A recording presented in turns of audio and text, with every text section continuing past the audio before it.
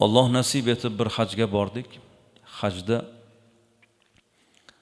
hamma erkaklar biz bir bo'lib yig'ilib Ka'batullohga ketamiz. Borgandan keyin qarasak, bir otaxon chiqmabdilar. Mehmonxonada qolibdilar. Qaytib kelgandan keyin kelib xabar olsam, ota nimaga bormadingiz desam, aytdilarki, o'zi bormoqchi edim sizlar bilan, tayyorgarlik ko'rdim, tahorat qildim, kiyindim.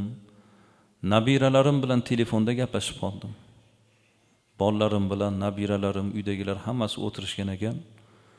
Ular bilan gaplashib, yig'lab, kuchim ketib qoldi deydi. Bolalarimni sog'inibman. Nabiralarimni, uyimni, joyimni sog'inibman. Kuchim ketib qoldi domla deydilar. Oyog'imdan mador ketib qoldi.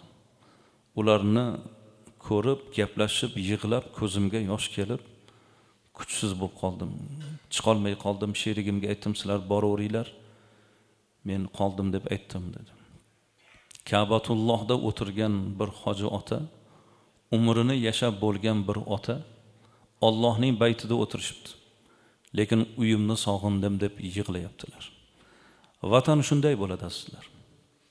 Qayerda bo'lsangiz ham yurt insonni o'z bag'riga tortadigan mana shunday bir xususiyat.